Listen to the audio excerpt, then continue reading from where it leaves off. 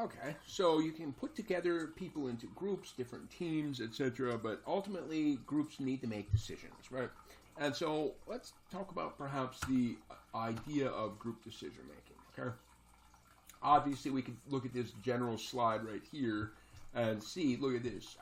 If you're making individual decisions, faster, fewer ideas, okay?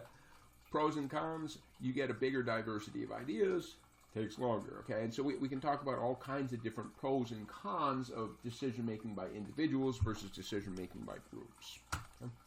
So here's a classic study.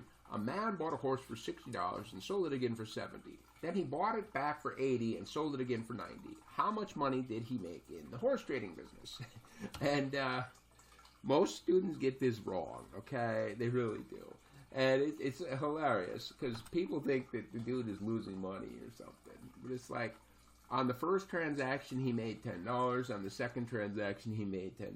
It doesn't matter that it's the same horse. The answer is $20, okay? It's completely irrelevant that it's the same horse. So he made $10 the first time. He made $20 the second time.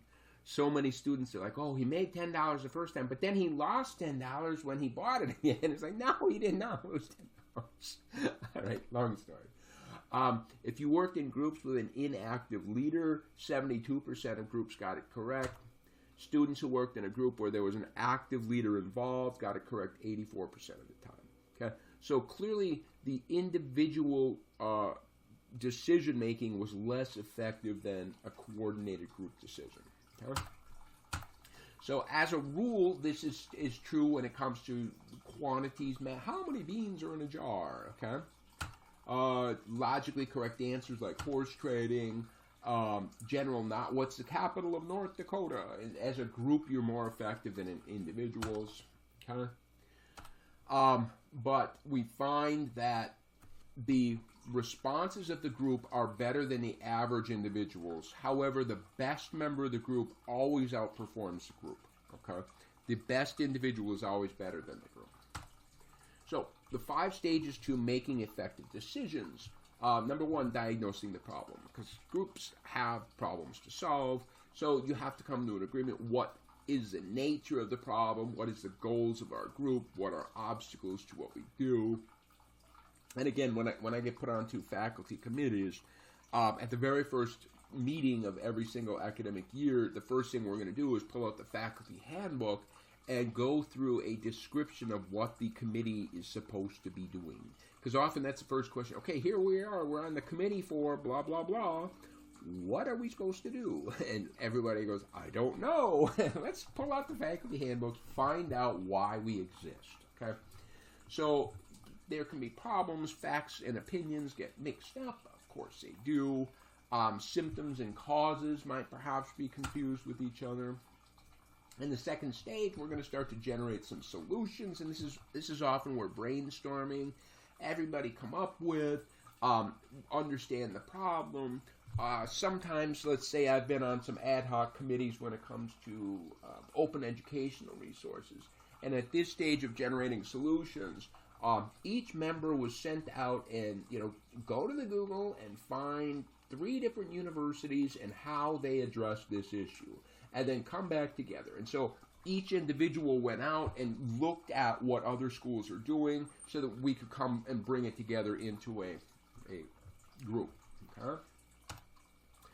Evaluate solutions. Yep, this is it. You bring back your information from these 3 different universities from each member, and you consider, would that be feasible for our school? What are the resources we have that would encourage the success or would perhaps block the success of this solution?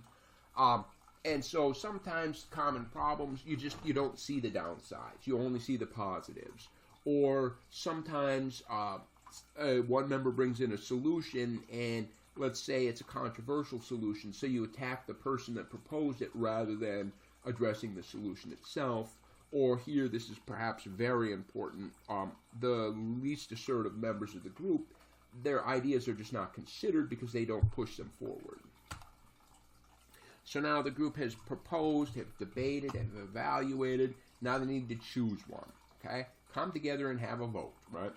And again, powerful members often dictate the solution chosen just by their sheer force. Okay.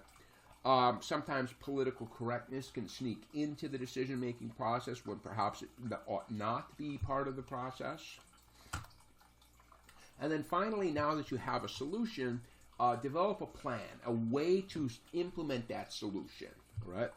And again, there's some problems preventing some members from being involved, even though they were part of the process. Again, it's got to do with the assertiveness or risky shift. That is, groups tend to make more risky decisions than individuals, okay? They just tend to make more gambles, for lack of a better word. Okay?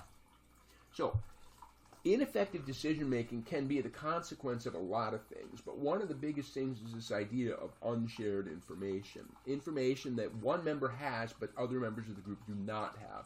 And again, this is really a problematic thing in the committee assignments that I got at Texas Wesleyan, because, as I said in a previous video, that the membership is staggered, and so every single year new members are coming on. And then what that literally means is that the people that have the most wisdom about the committee and the working of the committee, have the most information about what the committee is doing, disappear. All right? And so at every single year, you almost have to start from scratch because nobody has that information or people don't share what they have. Okay?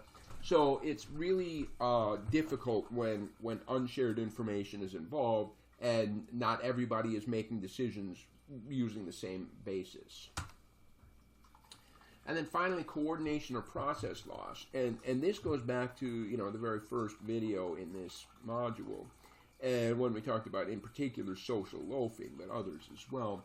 But what happens is that the outcome of a group, the productivity of a group of 5 people will always be less than the outcome of the 5 working together.